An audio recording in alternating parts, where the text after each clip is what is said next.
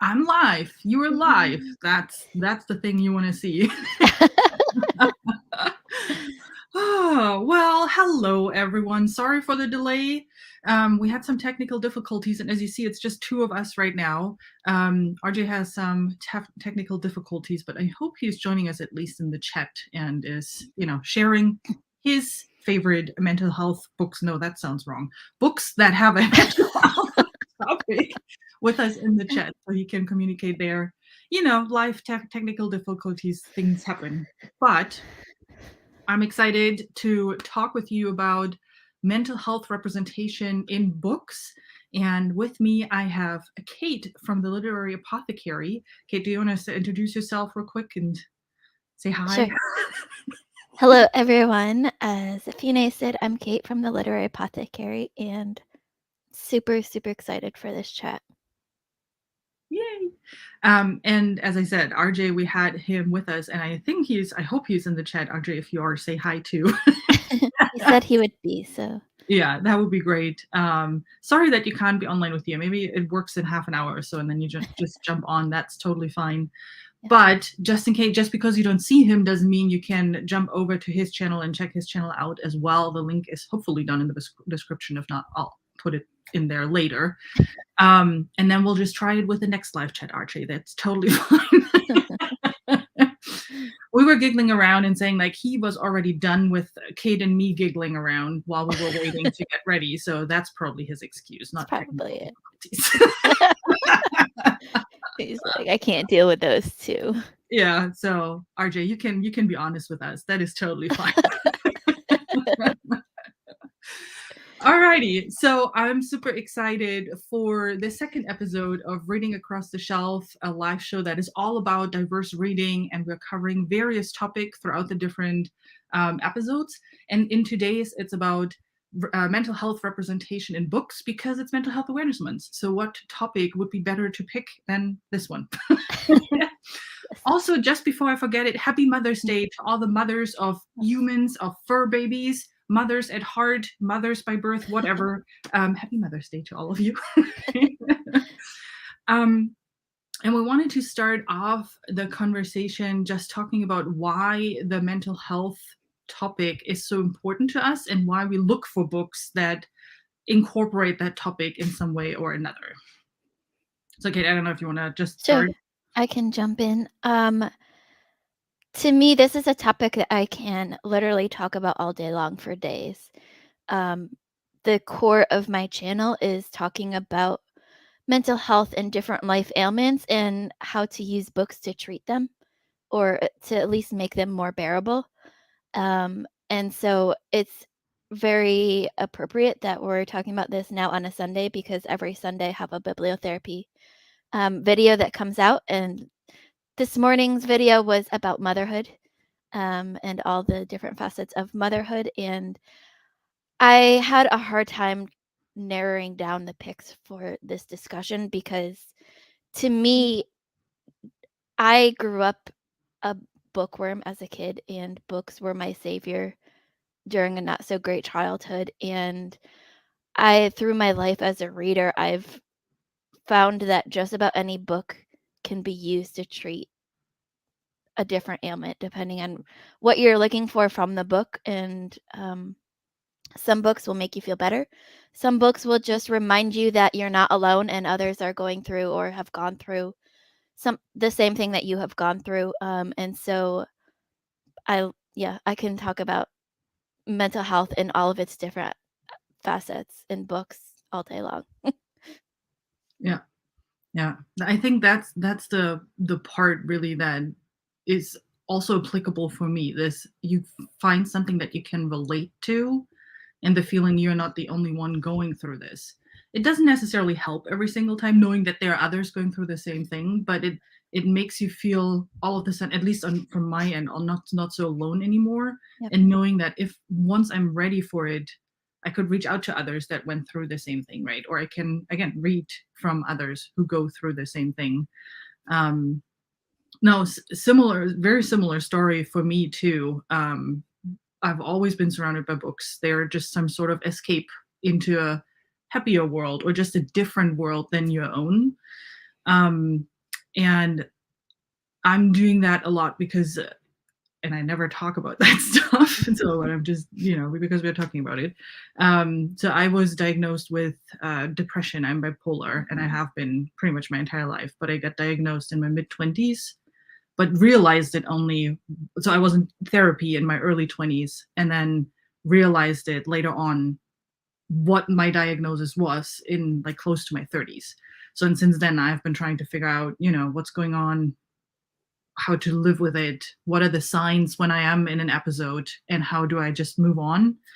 And books have always just helped me cope as well. The moment when I realized, okay, I'm in an episode again, and there's something going on, um, I can read a book and just distract myself and help me get out of it. So and that's why I love reading about books that deal with mental health as well, because to your point, it gives you examples, it shows you how others deal with it. They're just different things that you can use as examples, as Mhm. inspiration, or in a positive and a negative way, really.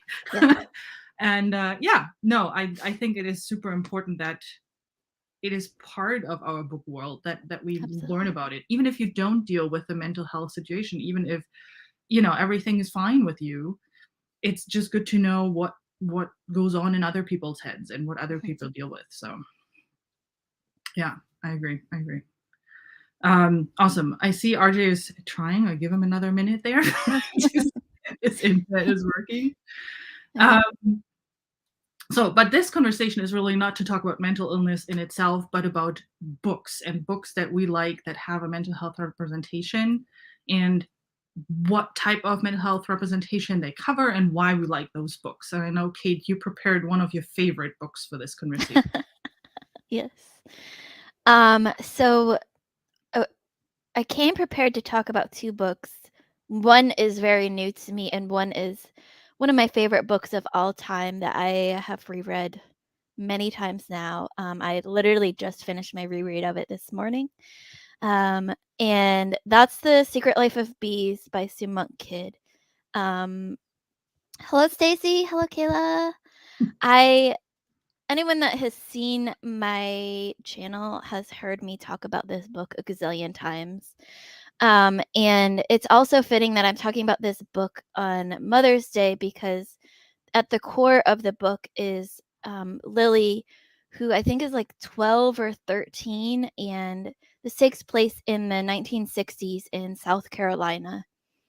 And Lily, it starts off with Lily as basically a baby. She's, I think, like maybe 2. Mhm, And her mother is the book opens up with her mother in the bedroom furiously packing a suitcase. And she is essentially trying to leave an abusive house. The father is verbally and physically abusive, and he comes into the room and finds the mother packing a bag, and the mother grabs a gun from the closet, and the father takes the gun away and throws it on the floor. And Lily, not knowing what's going on, picks the gun up, and then next thing she remembers is a loud explosion, and her mother has been shot. And then we kind of fast forward to Lily as a teenager and um, trying to figure her life out, essentially. And basically, the rest of the story is about her and her um, black housekeeper are on this journey down to this town in South Carolina that Lily learned of because of something that she found of her mother's. It was a picture of um, Mary, the mother of Jesus, who in this representation of her is black. And on the back of this picture, it has a town name in South Carolina. And this was among Lily's mother's things that she had found in the attic. And so Rosalie, Lily's nanny, is essentially arrested in a very, very racist town in South Carolina. She was trying to go vote because the voters' rights bill had just been passed, the Civil Rights Bill.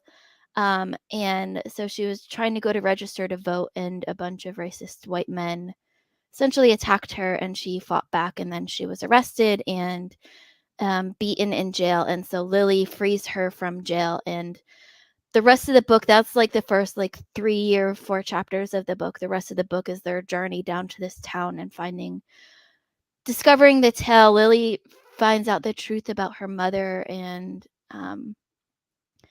the one of the reasons why I picked this book, now that I'm rambling on about it, is because it deals with all different parts of mental illness, and Mhm. mental health. It goes through depression. It has one character, May, who's one of the sisters that Lily meets in Tiburon, who essentially takes on all of the sorrow of the world on herself. And whenever anything she learns of happens in the world, she feels that sorrow and that pain that everyone else is going through, and they have created essentially a wailing wall, like the Jewish people have. And every time she feels this, she writes down the sorrow that she's feeling, and she puts it into her wailing wall.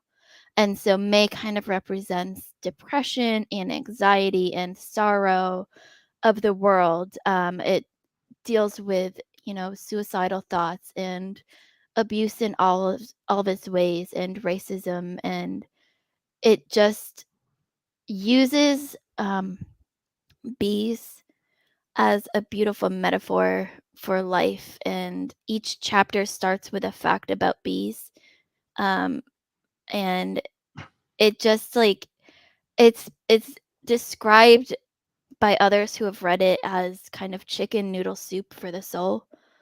And um, this morning when I filmed my wrap up for it, I mentioned that it for at least for me, it finds every little hole in my heart and my soul and just fills it with light and love. And it was just the perfect it as soon as Fine mentioned mental health representation in books, this was the very first book that came to my mind, because it not only deals with mental health in many different ways, but it shows you what to do and what not to do, and how, depending on who you are, different people deal with it in different ways, and that's totally completely fine. You just have to find your way to be able to deal with it.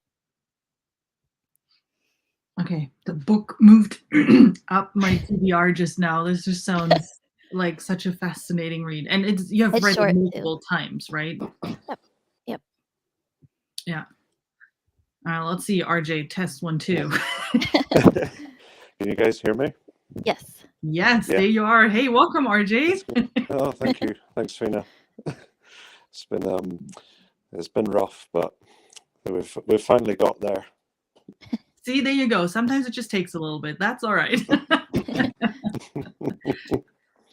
Do you want to Yeah. introduce yourself really quick, because we had to skip over at Um. the beginning? So, Yeah. Um. There's not a lot to say. My name's RJ. I talk about fantasy novels. Basically, that's what I've been doing the last 6 months. But yeah. As soon as Fina, or as soon as I saw Fina's video about sort of diversity amongst books, I needed to, I really wanted to be part of this, because it's something that, I think is very important, especially not just within fantasy, but just within um, just any genre, really. agreed. Agreed. I'm so glad that so many people are excited about this topic, and that you jumped on and said, yes, we want to talk about that. I'm really excited about Yeah, that. RJ, absolutely. yeah, go ahead. Go ahead. Sorry. No, no, go on ahead. No, it's all good. Do you want to talk about one of the books that you wanted to share that cover mental health topic? One of the books that you like? Um, yeah. So I have 3 books, but they're mostly a series. Just going over kind of more broadly. The first kind of series I have down is First Law by Joe Abercrombie. Um, that's a series I think that does mental health. It's not like mental health is never in the forefront with first law, but it's always there. And, there's always, something that's always in the background. And Joe never forces, or how can I put it? I'll give an example. There's a character in First Law, Logan Ninefingers, and you could say that he has some sort of split personality dissociative disorder. You have like, for example, in the first book, The Blade itself, you don't know what kind of a character, or you hear what Logan's like, and you follow him, and when I was reading The Blade itself, I was thinking, how is this? This doesn't seem to be the kind of character that would perceive. So he's morally gay, or do barbaric things that people have said. And there's a point where you get at the end of the book, it's just like, and you make you realize, yeah, I can totally see why he has this reputation. That's that's an example in First Law. And RJ, just sorry, I hate to interrupt you, but just so you know, if you can hear us, just so you know, you're breaking up just a little bit. So I don't know if you're walking around. I always have that when I'm walking around the house, I start to break up at one point. But continue, please. So I just wanted to let you know just a little bit, but you're all good. Did we lose you now completely? Uh-oh. Oh no.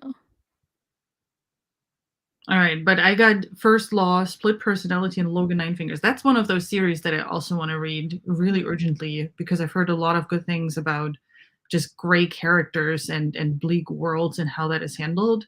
So it feels fitting that there is a mental health topic also as part of the book. I think that's good. Have you read that, Kate? I read the first book in it. I haven't read the rest of the series yet. Gotcha. Did you like it? Because I just like start series and then start another series and then another one. Yeah. Someday I'll finish them all, but serial series starters. I think that's what we are. I did enjoy it. I listened to the audiobook, and that was really enjoyable. Alrighty. In a weird way, because it's very dark. I know, it's always weird to say when you have a dark book like that, right? I had the same with Gunmetal Gods. It's also one of those really dark books, and I was like, I really love this book. It's like loving a book that's very depressing. But in a good way depressing. I don't know. Yes, I agree. It's really weird to say. I mean, The Secret Life of Bees like kills me every time I read it. It leaves me into a sobbing mess, but I love it, so. Yeah. I can see that. Like when you were talking through, I started I was like, okay, not crying, not. I was getting goosebumps. I still get goosebumps every time, and I've read it like at least 5 times. Well, that shows that it is a really good book, though. Then, right? And it's short. It's a quick read. Oh, that's good. How many pages does it have? It's like 300 pages. Oh, nice. Yeah. Nice. If I'm thinking about I just listened to the audiobook for the first time, and it's a great audiobook. Okay, so the narrator also reflects the book. I'm not sure how to the value of the book well too. Yeah. That's good. She has that Southern charm. Books that make you cry is what it's all about. Yeah. That release of emotions. Yeah, I'm always gives scared. me a reason to cry. Yeah, I'm always scared of books that make me cry. I know there are a lot, like Secret Life of Bees, right? There are a lot of books where people say this book made me cry. I'm always afraid of that. I don't know why, but I'm always afraid of, okay, I don't want to cry. I don't want to cry. But sometimes it feels so liberating to cry, I feel. I felt like this is the first time I did an immersion read with The Secret Life of Bees. And the great thing about this was those moments where it made me cry, I can continue reading the book with the audiobook going, and I didn't have to stop reading because my eyes were filled with tears and I couldn't see. Well, I could just move on from that moment, and eventually the crying would stop. And yeah. Oh man. Well, that's good when you do immersion reads, then, right? Then you can just stop and continue listening and just go go with the flow. Yeah, very good. Okay, RJ, are you back? Okay, we'll give him another minute. So the one of the books that I prepared for our conversation is, oh wait, hang on. It's breaking up again. Okay, well, RJ, you try your best, and worst case, there's a chat, so you can always put in the chat your thoughts as well, and any other books you want to share. I'm taking you off for now. Just let us know if it gets better, then I'll pull you back in. Okay. Thanks, RJ. I'm so sorry. We do it next time. We'll have you next time. By then, your internet is hopefully in a better mood than it is today. Who knows what's going on there? But just before I let RJ completely go, definitely if you haven't looked at his channel, what I really like about his channel, he has a very calm demeanor, and he talks in a really calm manner about all the books that reviews, and I love just listening to him. Like, he has an amazing way of just explaining what a book is about. And it's just amazing to listen to him. Very calming, very soothing, and he hits on all the important points in a book. So I highly recommend checking out his channel. I really like him. What was I to say? Scroll. There we go again. You were going to start talking about one of the books. Thank you. This is how it has been all morning. So just together we'll get there. Yes, agreed. I wanted to talk about The Push by Ashley Audrain as my first book, and I don't know why, so I'm just holding up this one here. And I don't know why we're starting off with the really dark and bleak ones, but here we are. That's just how it goes. That's, you need to like a Band-Aid. Rip it off and get over it. But this book is about a woman who gets married to the love of her life. Yeah, there you go. Jake knows exactly what I'm talking about. And no worry, RJ, it's not your fault. Your Wi-Fi, yeah, we still like you. Your Wi-Fi decided not to cooperate. So yeah, it's about a woman that met the love of her life. They are super happy together. She comes out of a weird childhood with a mother that was never able to show her love. There's also, it's generally an abusive relationship between her and her mother, and it's kind of like a family history. Her mother's mother was also abusive towards her mother, and so on and so on.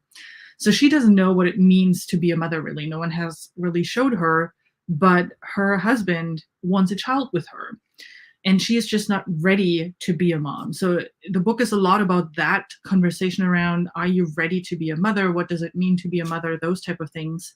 But then also, once she is pregnant and once the child is born, how she deals with the depression that comes with it, and just with the mental challenges that she is facing because of having the child, because she doesn't really know what to do with the child. Sometimes she leaves it in a room and focuses on, I think she is writing, like puts loud music on with headphones and is writing, because she just doesn't know how else to cope with the life she's in. So that is one big point that really hit hard for me. And then the other is that her husband doesn't understand. Her husband basically tells her, like, it's so easy to be a mother, you can do this, and there's no need to be depressive, and he's kind of brushing it off and not dealing with it. And I was so angry after I read this book at this husband. And I don't know, if you watch the review that I did on that, you'll see how angry I was at this husband. But there's so many situations where I just wanted to really shake him and knock him hard, and it's like, you just need to talk to your wife, dude. She's not doing well. And that's why I found this book so interesting, because it hit so hard from an emotional perspective, and it helped me let out some of those anger that, there are people who don't understand what it means to be depressive. And it was just so unbelievably well written on just from a mental health perspective and what she is going through, but also on that situation, what is if someone doesn't understand what you're going through, how they would live with you, how they react towards you.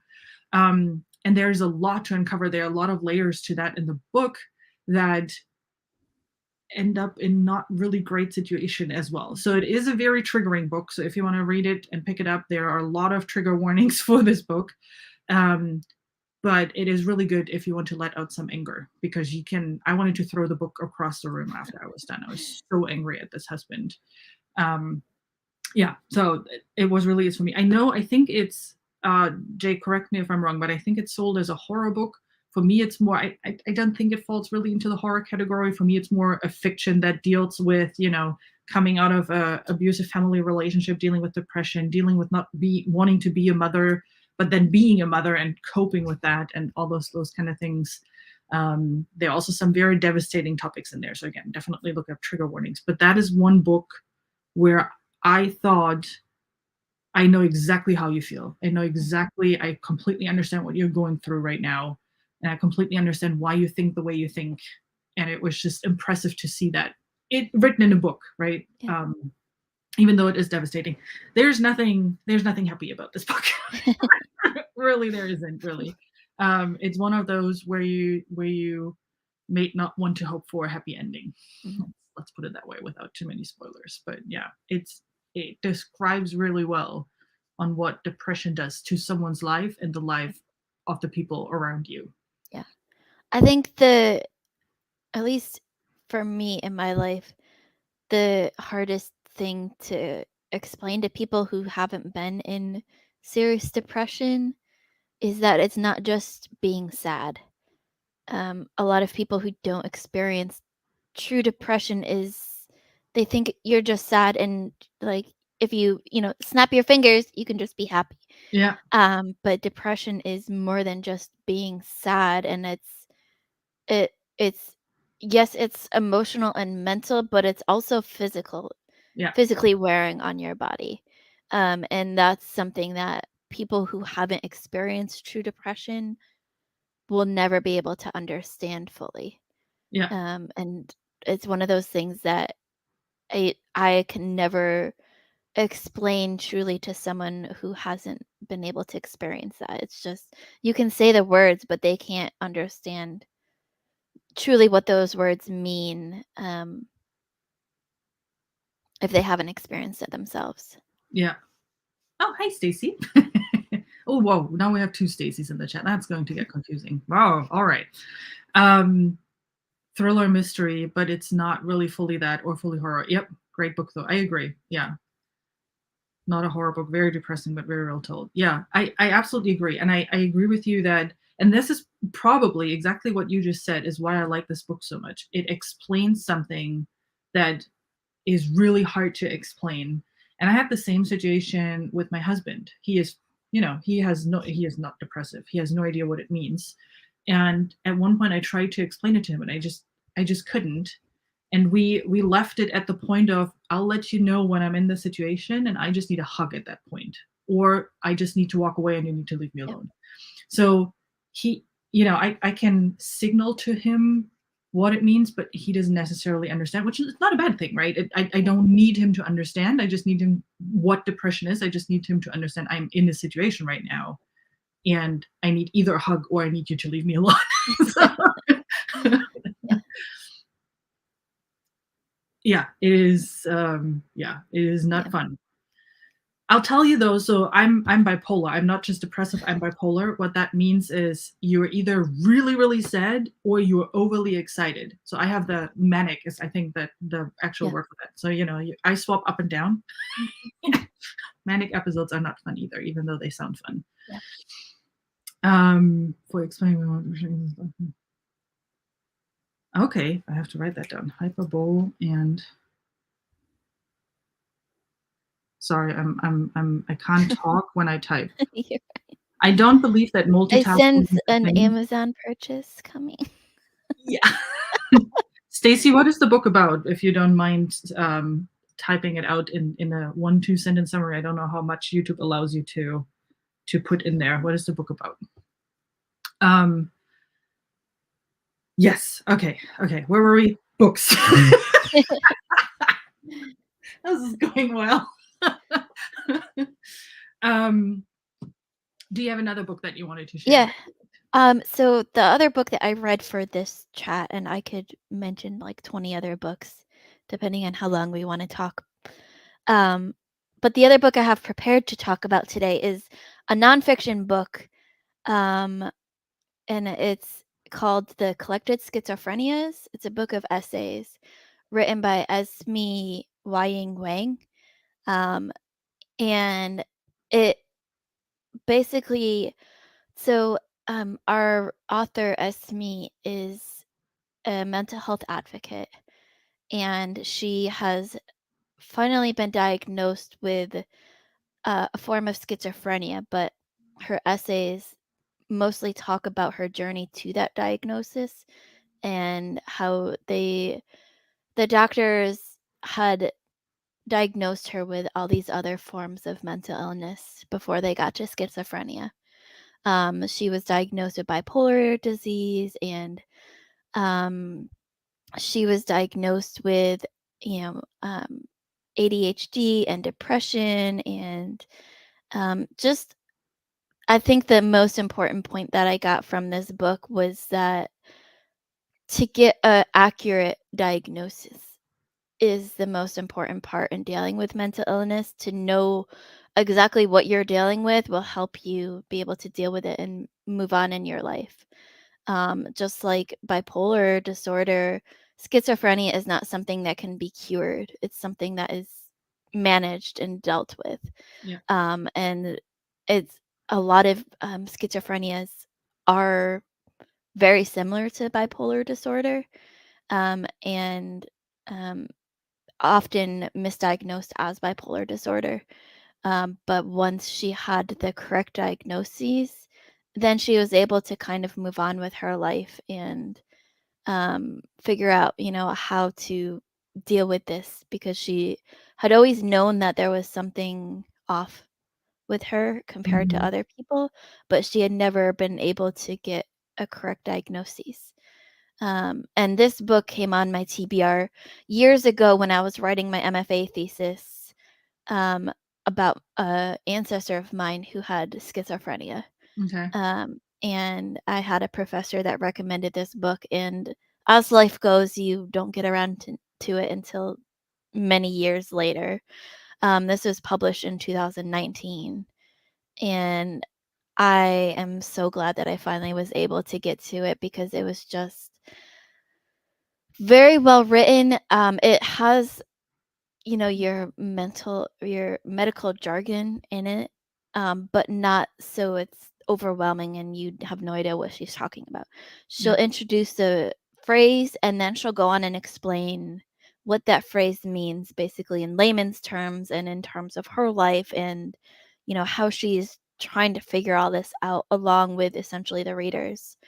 Um, and she doesn't only talk about schizophrenia, but she talks about all these other mental illnesses and disorders, and along that she's learned about along the way in her life. And I think now she's kind of um, diagnosed with one form of schizophrenia, because there's all these different forms of schizophrenia. It's not just one blanket diagnosis like a lot of people Mhm. think there are.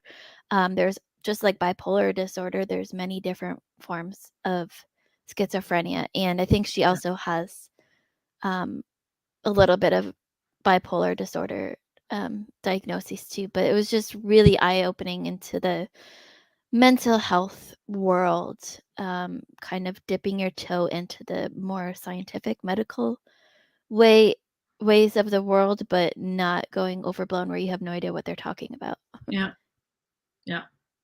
I like that you have, because sometimes that just helps, right? Understanding what's going on with you. Yeah, And if you have a book that explains that very well and doesn't go into super nitty-gritty detail and just helps you understand what's happening with you right now on a right, higher level, but so that it makes sense for you, right. absolutely.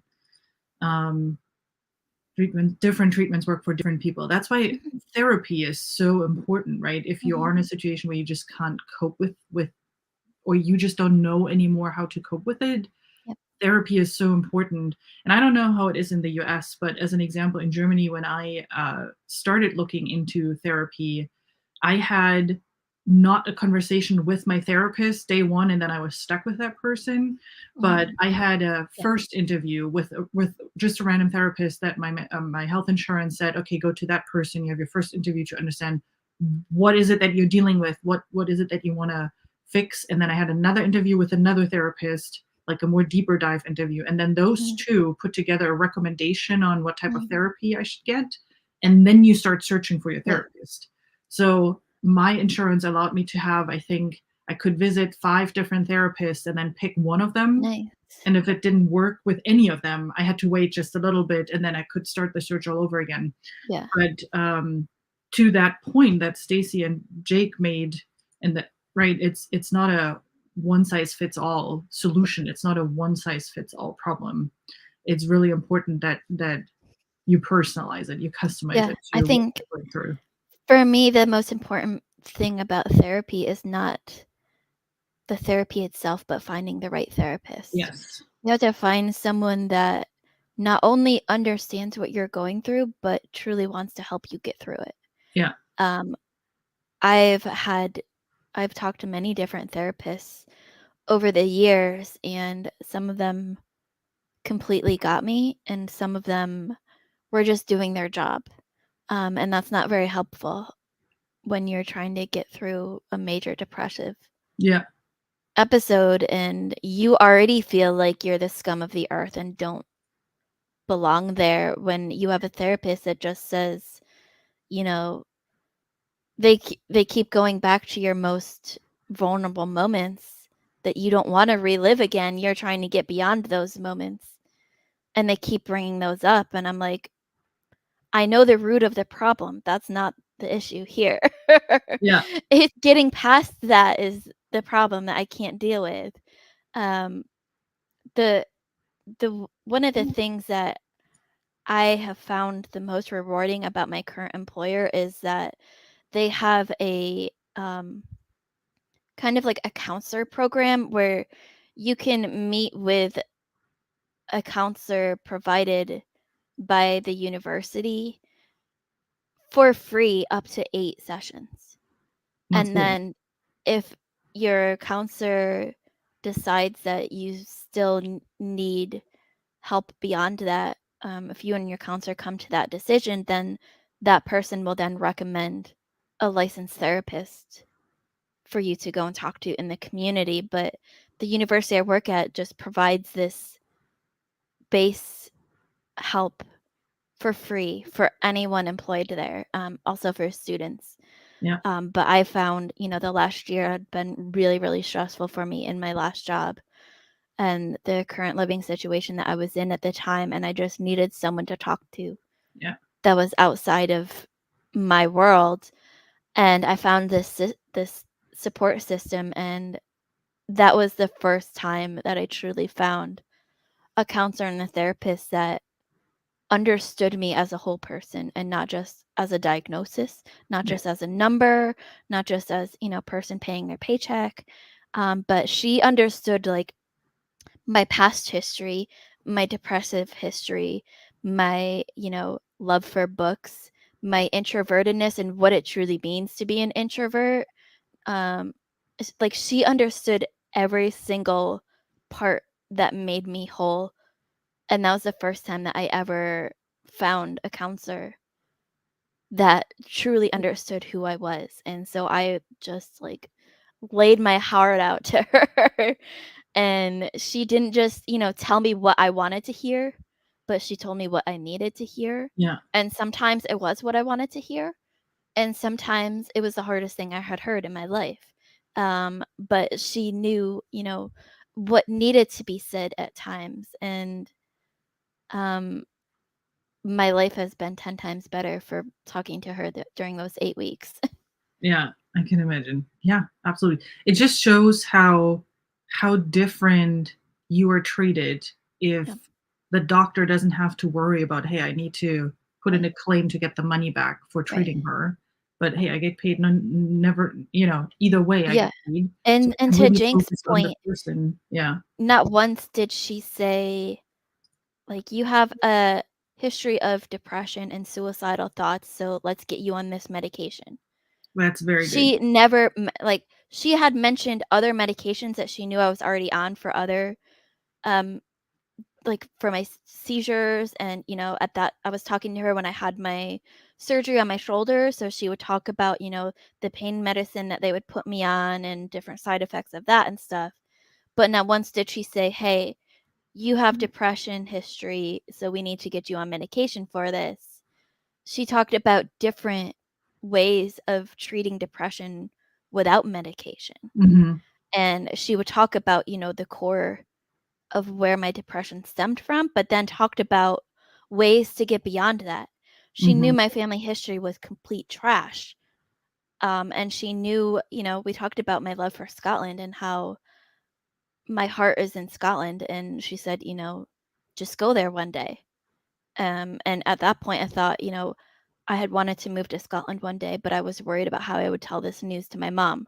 And Mm-hmm. she'd say, just make the plans and then call your mom from the airport and tell her, you're leaving. And I was like, Silly. and I, kept trying to come up with excuses. And she's like, you're a grown adult. You don't need Yeah. to give your parents excuses for doing what you want to do. Yeah. And it was just freeing to have someone that is not part of my life tell me that. Yeah. And it's easier for someone that is not in your Right. life to tell you that, right? Like a Well, and friend or a it family made member. me take it to heart and more seriously because I knew she was telling me that because she truly believed it instead of Mhm. telling me that because that's what she thought I wanted to hear. Yeah.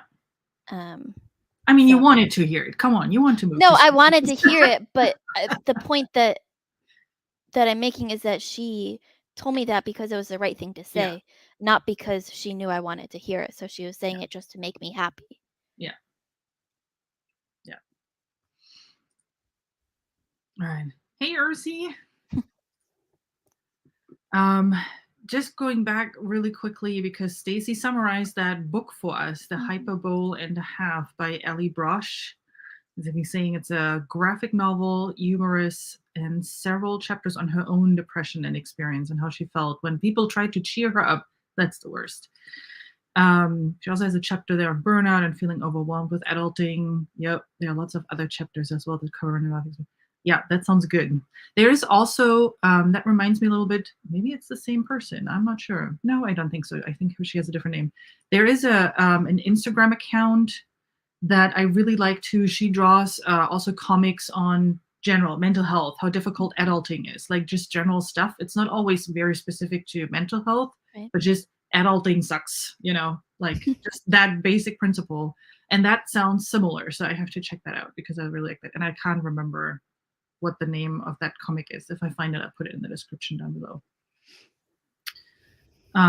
Yes, absolutely. Third party giving you advice is crucial. I think that's the point really, right? Because as a family member or as a friend, you I don't know if it's a societal thing or what, but you're just not as open.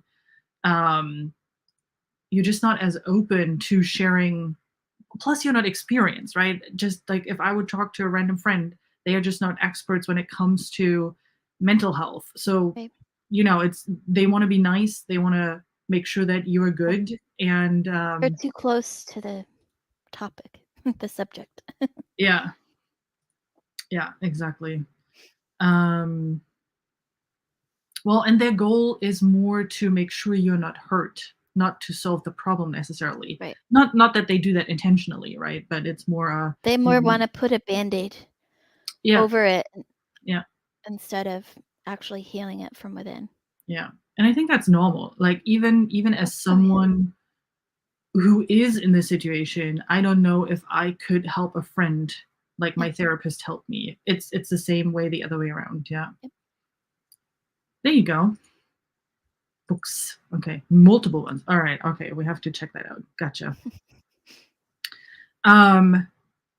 On the topic of, you talked about collective schizophrenia is what the book was called? The collective schizophrenia is. Yeah. Mm-hmm.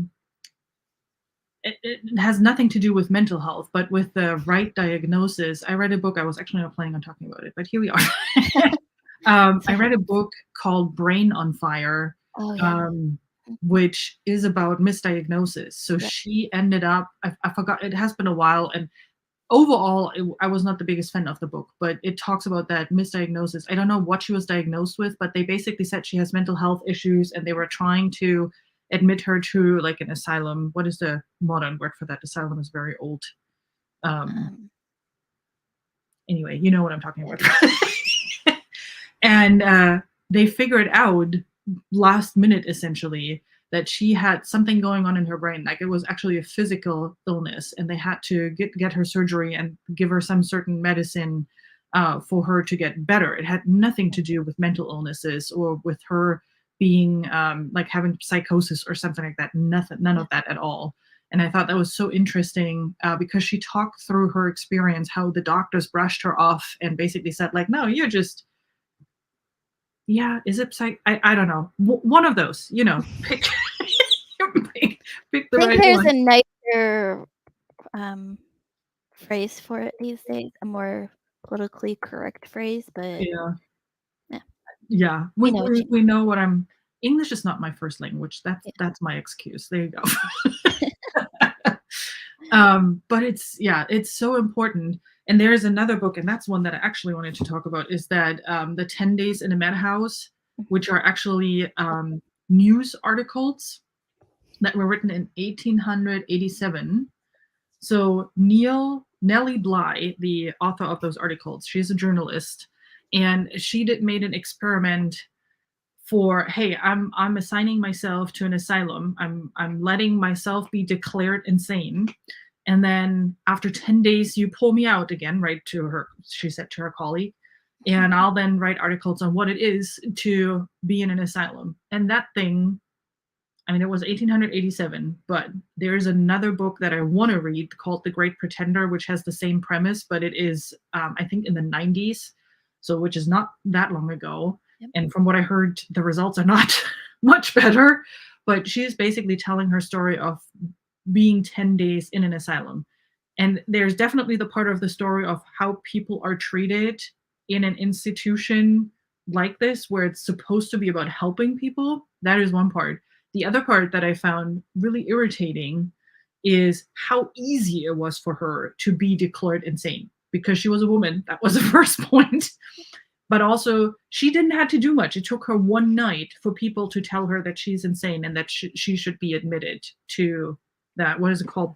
Blackwell's to Blackwell's Island, which is a thing in New York, I think, where that I think they're calling it asylum in the book. So I go with this word for now. I know it might not be 100% accurate or politically correct. I apologize for that. But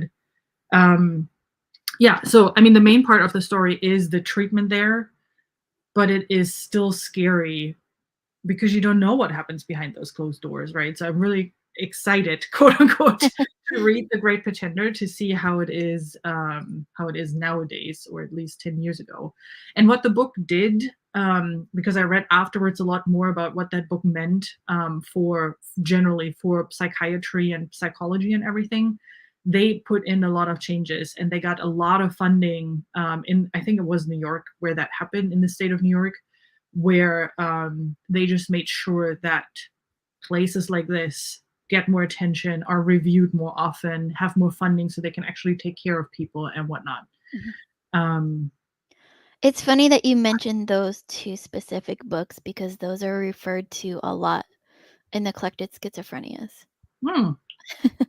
Well, okay. There's another book that goes on my Amazon buy list once we are done talking. Well, I think there's a lot. So, right, there's this 10 Days in a Madhouse. I know there was another study that was done. I don't know if they made a book out of it, but I think in the 60s or 70s, there was another study done very similar. And then there's this Great Pretender book that is, I think, 90s or early 2000s. And The Great Pretender is the same person that wrote Brain on Fire. So it's the same journalist that wrote those two books. And it is interesting because it's so hard to understand, right? It's not a, like when you have, not saying that cancer is better or worse, but when you have cancer, you can see it on an image, right? You can see, okay, you have cancer right now.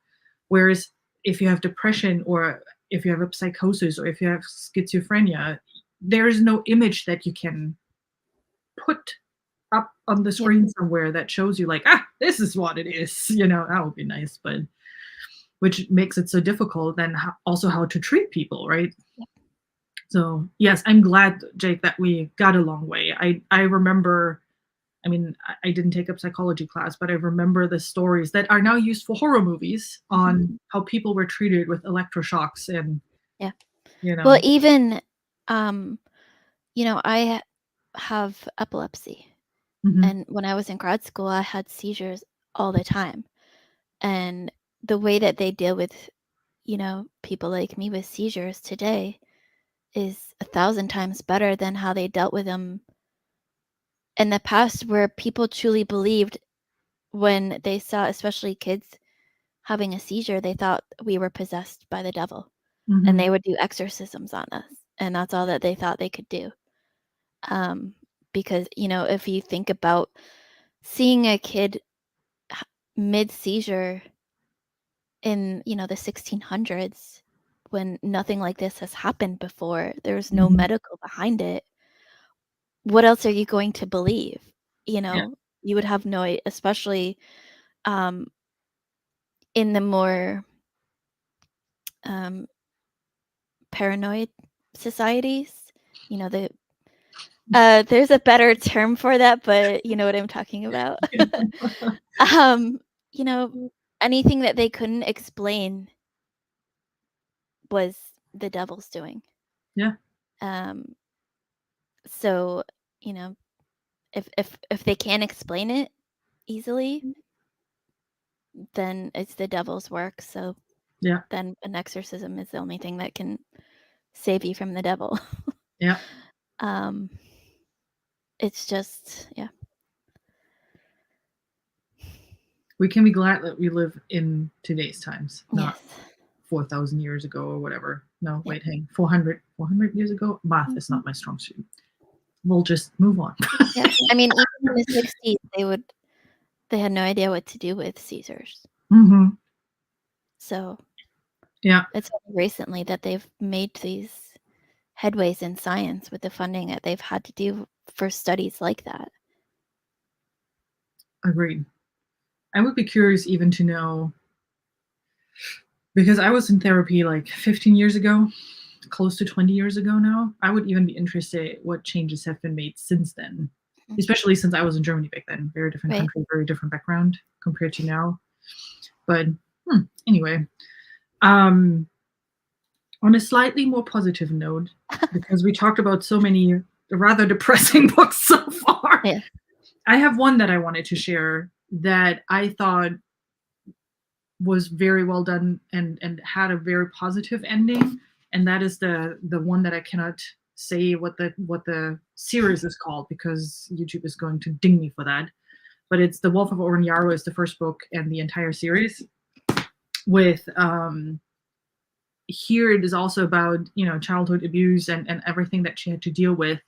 So this book is written in the perspective of the queen, who basically figures out that her husband, who left her 5 years ago, is wanting to connect with her, is in a different country wanting to connect with her, and she's going over, and then a lot of stuff happens and goes haywire.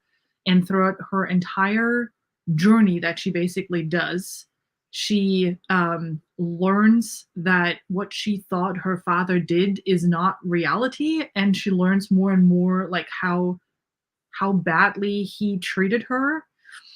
And how, throughout the three books, she basically overcomes that, and you see Mm. her grow as part of that, realizing what is happening, that I don't have to identify with what my father wanted me to be, and I can become a better person. It's not an easy way, and it was definitely not an easy way for her, and you could see the struggles, which was really well done in the book. But at the end of the day, you could see that she was able to overcome what was put onto her in during her childhood by her father, and that's something that I really, really enjoyed there. Yeah. Well, first of all, strong female character is great as well in a fantasy setting. But really that struggle, and that's what those three books are about, right? The plot for me was kind of like a side mechanism to tell her story and show how much she grew over the years that the series plays in. And it was just incredible to see how she continued to fight, and even had situations where she wanted to give up, and then how her, like the secondary characters, how they helped her get back on track, and how she fought for what she believed was right. And I really, really liked that message in that book of life, as we said before, life sucks, adulting sucks. There's a lot of shit that is thrown at you around across your life, but if you really want to, you can make a difference, and you don't have to be identified but what happened to you as a kid, or what happened to you, what your parents did to you. And I really, really like that message in that book, and in the entire series. And I think the author has done a really great, she wrote that up in a really great way. So yeah, I'm saying the same thing in circles, but yeah. um, so I highly recommend that across all the rather negative books that we talked about. Yeah. This is one that has a very positive arc at the end, but it again shows you the struggles of mental health and trying to overcome what has been pushed onto you as a person. And it was just incredible. And this is going to be one of my favorites for this year. And I binged the whole series, and it was just great to see that. What did Stacy say? It's an excellent memoir that raises a lot of profound questions surrounding it. Yeah, there's another one of those, writing this down. It's going to be a long list again. It always is. Yeah. But I'm telling you, buying books and reading books are two different hobbies. Sorry, I can't write and talk at the same time. I think for me, another series that I always think about when I think of mental health is Outlander. In the Outlander series, we have our main character Claire, who's the time traveler. But one of the things that I appreciate the most out of this series is that it shows you, even in the 1600s, people are still going through the same things that we're going through now in 2022. Yeah. Claire is originally from the 60s. And so the way that she deals with things that come up in the 1600s is different, obviously, than the way that we would deal with it now, because of the advances in medicine that we've taken. But Claire is a nurse and doctor by trade. And so going back to the 1600s, she brings her knowledge of medicine, and she helps, but Stacey, she helps, the characters and the families that she comes across deal with things that are coming up in the 1600s that she's dealt with in the 60s. And you see her, bring her family through some of the hardest moments of their life. That, we've got characters that deal with depression, and they deal with rape, and they deal with war and the struggles of war, and she's able to use the knowledge that she's gained from the future and help them get through the hardest moments in their life. And it just kind of is one of those books, aside from all the other reasons why I love those books, is that it just shows you that other people have gone through what you go through. They've suffered what you've suffered through, and they've made it out alive. And they've, sometimes become a better person for going through that, because they've learned and they've grown. I always tell people that, there's a saying that says, what doesn't kill you makes you stronger. I think of it more in terms of everything that you go through in life is a lesson. And if you can learn something from the hardest moments in your life, then your life will truly be better from those lessons that you've learned. Very well said. Yeah. We're going to realize that they're not in the lonely. Yep. Very well said. I don't even know what to add to this anymore. Do you have another book to share with us? In the chat for you too, right? If you have a book that you want to share that you think dealt with mental health in a really great way, please put that in the chat as well. I know, Jake, you and I, we had one that we talked about the other day, road work. Mm. Also more one of the negative ones, so I don't want to talk too much about it. Yeah. But Road Work is from Stephen King is also a really good book that shows what it means if someone takes something away that you love, how to cope with that in a Right. not really positive way. We all know how King is, so we know how Yeah. this is going to end. Yep. Um, for me, another book that comes to my mind all the time, or series, is the Harry Potter series, which pulled me through some of my hardest depressive episodes through my life. And I know it's, taboo in a lot of places today to talk about, but it's one of those series that will always be near and dear to me because it's brought me through those moments. Mhm. And the Dementors that J.K. Rowling created in this world were her representation of depression. Mhm. And it, to me, has been one of the strongest metaphors for depression that I've read because it truly captures what a depressive moment can feel like, where it just sucks your entire soul from you and you're Yeah. just left feeling like a shell. And so she gives us, this representation, but then she also gives us, the fighting moments of our characters fighting the Dementors off and the depression off.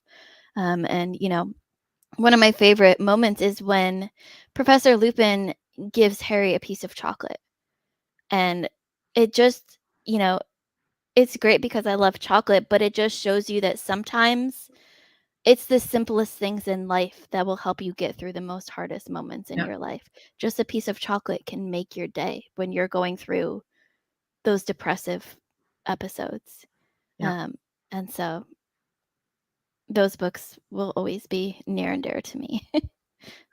Well, which goes back to what we talked about at the beginning, right? That's books for us. That Yeah, chocolate is books for us. And I absolutely. absolutely agree that knowing what helps you just deal with the situation, not necessarily makes it go away, but Yeah, just deal with the situation. Because for me, if I'm in a depressive phase, I just cannot run around the block or eat a piece of chocolate and then it's gone. yeah, I just have to run it, have to let it do whatever it needs to do, but I don't have to sit there and be devastated. I can read a book or I can watch a crappy TV show or I can read a crappy magazine. I know what the things are that just help me deal with it in the moment. Yeah, no, that's agreed. Um, you're not the only one that used Harry Potter for that. So there you go. I can totally see that. Yes, it's just a yeah. mm, Has a few characters that deal with a Song of Ice and Fire. And I was like, Equitar? No, right, that's not Equitar. Sorry, Jake. PTSD. Yep. PTSD is a big one in A Song of Ice and Fire. Like all the aftermath of war and torture and what I mean, George R. Martin is not kind to any of the mm. people. Yes, absolutely agree. I mean, for me, the thing that I love about reading and books so much is that you asked us for recommendations for mental health, but for me, any book can be that depending on what you're looking for. So I could sit here and list off every single one of the books that I've read and how it has handled mental health in a different way because there's so many different aspects to Yeah, mental health. yeah. Um, And just the fact, again, as you said, even if the book doesn't cover mental health, if it helped you get over a situation and just helped you feel right. a bit better, that's all we really need. Yeah. Yep. Just coping with it. Yep, Yeah. absolutely, Stacey. Wow. Alrighty, folks. We're talking an hour now about mental health and about books with mental health representation. If you have any other recommendations, put them in the chat or in the comments down below so we can share which books helped us or which books we liked that covered that trope. RJ, thanks so much for joining, even if it was just a short time. I'm glad that you wanted to join us and that you stuck around in the chat and shared your experience in the chat as well. Kate, thank you so much for sharing your experience and for sharing about your life and what helped Sure. you cope with the situation and how you became a better person, learn from it. The next Reading Across the Shelf topic is around Asian inspiration. We still haven't picked a date, but it's going to be Jake and Stacy and Lana from Lore and Lullabies that are going to join me for that conversation. May 28 or 29. Well, we'll figure out a date and then we'll let you know. But next time, yeah, it's about Asian authors, Asian inspiration in books. No problem, Philip. I'm glad you were able to join. Well, yeah, and then I'll see you the next time. Enjoy Mother's Day, enjoy the Sunday, and as always, thanks so much for jumping in thingy. Bye, everyone.